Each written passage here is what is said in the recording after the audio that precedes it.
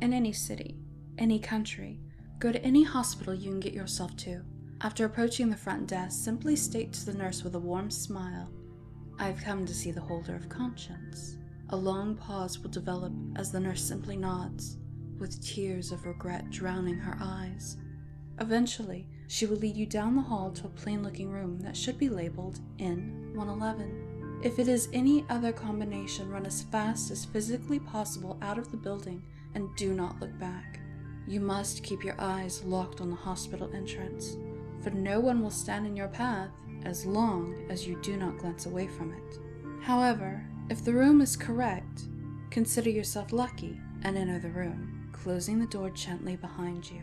Ahead of you will be a small girl, appearing to be only about 8 years old, with large, sad brown eyes and sickly yellow bruised skin, dressed only in a hospital garment. Her face, while young, is extremely withered. As the girl approaches you, you see that part of her face and body has been torn off, revealing the muscles and bones underneath. The whereabouts of her missing patches of skin and dark chocolate hair are unknown, as scars decorate her starved, mangled figure.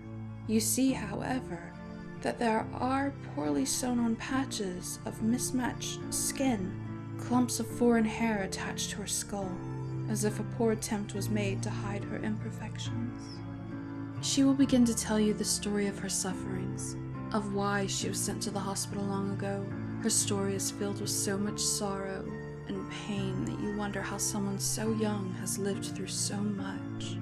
She will look at you with those large brown eyes, bloodshot and swollen from previous crying, once again filled with tears, and she will ask you with a silent whisper filled with pain, "Am I pretty now?" Your mind will attempt to try and force you to say that she is beautiful, your conscience telling you that it will free her from this eternal torment. But alas, you must ignore your instinct to comfort and instead tell her the absolute truth. If not, she will accuse you of being a liar and will tear off your skin and hair to replace her own, while you are still fully conscious, of course, until all that is left of you is a shapeless pile of red flesh seeping into the carpet. If you do tell her the truth, that she is the ugliest, most grotesque creature you have ever seen, then her face will scrunch up with sadness as she falls to her knees crying hysterically. She will fill you with guilt as she speaks of her torment. But as much as you want to comfort her, you must continue to tell her that what she did was wrong, and that she looks like the monster she is. Failure to do so will be your damnation. You will become the tormented patient in room N111, filled with eternal pain and suffering. You must then remove from her all the patches of skin and hair of the unfortunate victims that came before you. You must ignore her pleas and cries to stop. Ignore her cries of pain. Ignore everything she says from that point on.